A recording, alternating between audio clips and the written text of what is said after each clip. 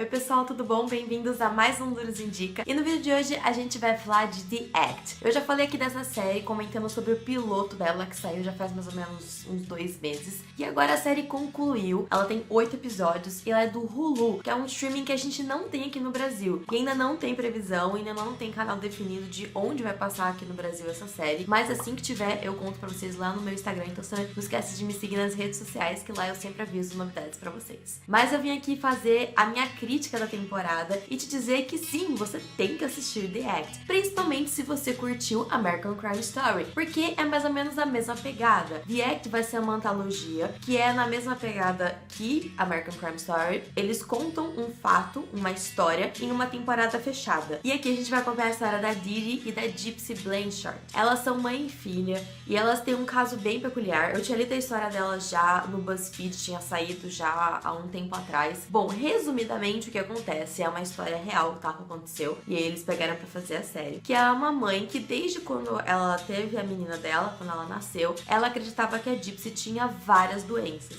E aí ela colocou a Gypsy em situações bem complicadas. A Gypsy, na verdade, era uma criança saudável, mas o tempo todo a Didi achava que ela estava doente. Então ela passou por vários procedimentos médicos, incluindo cirurgias, extração de amígdala, ela fez cirurgia no olho, várias coisas aconteceram.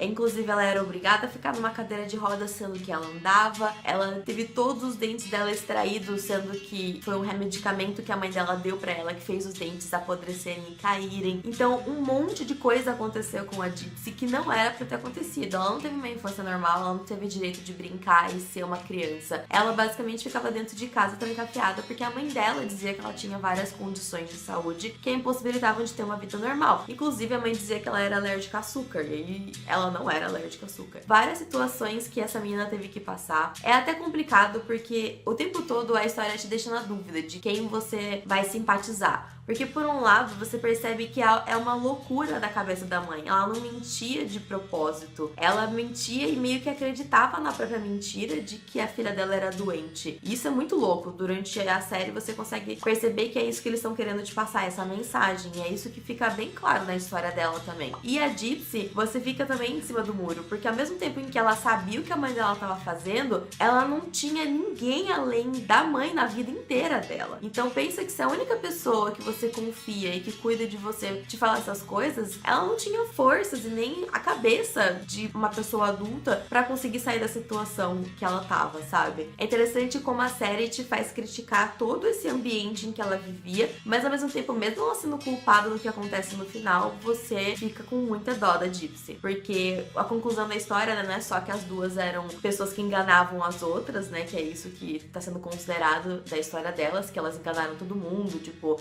enganou até a Make-A-Wish, sabe? Instituições de caridade que ajudavam pessoas que tinham doenças porque acreditavam que a Gypsy realmente tinha alguma doença. Além de tudo isso, né, a Gypsy, ela se rebela em um certo momento e ela conhece um cara online e pede pra esse cara matar a mãe dela. E aí ele mata e os dois fogem. Então, assim, é bem complicada essa história toda, porque além da parte da mentira, da doença e tudo mais, a gente ainda tem o assassinato da própria mãe. É legal porque a história também mostra o ponto de vista das pessoas que moravam ali perto delas, porque elas moravam numa região que eram casas feitas por pessoas que foram desabrigadas pelo furacão Katrina. Então todo mundo ali era um ambiente bem colaborativo, as pessoas eram bem amigáveis. Estados Unidos tem essa coisa de que a vizinhança é amiga.